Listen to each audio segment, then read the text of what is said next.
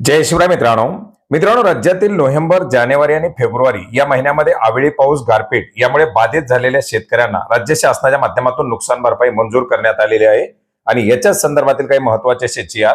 आज निर्गमित करण्यात आलेले. तर मित्रांनो, याच्यामधील पहिला जी.आर. आहे नाशिक आणि जळगाव जिल्ह्यामध्ये नोव्हेंबर महिन्यामध्ये झालेल्या अवकाळी पावसाच्या नुकसानीच्या संदर्भातील. याच्यामध्ये नाशिक आणि जळगाव या जिल्ह्यामध्ये अवकाळी पावसामुळे झालेल्या नुकसानीकरता 17,08,90,000 रुपयाची नुकसान भरपाई वितरण करण्यासाठी मंजुरी देण्यात आलेली आहे. याच्यामध्ये आपण जर पाहिलं तर नाशिक जिल्ह्यातील 6,992 शेतकऱ्यांना एकूण 6,67,78,000 रुपयाची ही रक्कम वितरित करण्यासाठी मंजुरी देण्यात आलेली आहे. याचप्रमाणे जळगाव जिल्ह्यामधील एकूण 10,659 शेतकऱ्यांसाठी 10,41,12,000 रुपयाची नुकसान भरपाई वितरित करण्यासाठी मंजुरी देण्यात आलेली आहे. मित्रांनो, याचबरोबर फेब्रुवारी महिन्यामध्ये चंद्रपूर जिल्ह्यामध्ये झालेल्या गारपिटीसाठी चंद्रपूर जिल्ह्यातील शेतकऱ्यांना देखील नुकसान भरपाई वितरण करण्यासाठी मंजुरी देण्यात आलेली आहे. याच्यामध्ये चंद्रपूर जिल्ह्यातील 2,505 शेतकऱ्यांना एकूण 1,85,30,000 रुपयाची नुकसान भरपाई मंजूर करण्यात आलेली आहे.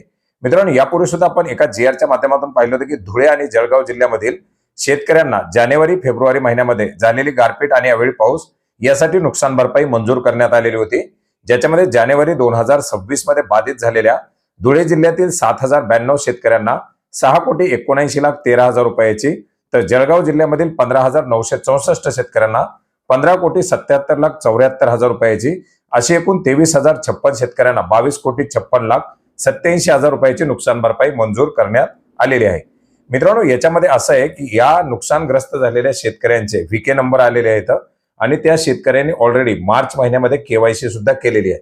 केवायसी करून सुद्धा या शेतकऱ्यांचं अनुदान अद्याप खात्यामध्ये वितरित करण्यात आले नव्हतं आणि हेच अनुदान आता या निधीच्या माध्यमातून वितरित केलं जाईल. साधारणपणे 15 ते 20 एप्रिलच्या आसपास या शेतकऱ्यांच्या खात्यामध्ये ही रक्कम जमा केली जाऊ शकते. ज्यांची केवायसी झालेली आहे त्यांनी आपलं स्टेटस चेक करून ही स्थिती पाहू शकता. धन्यवाद.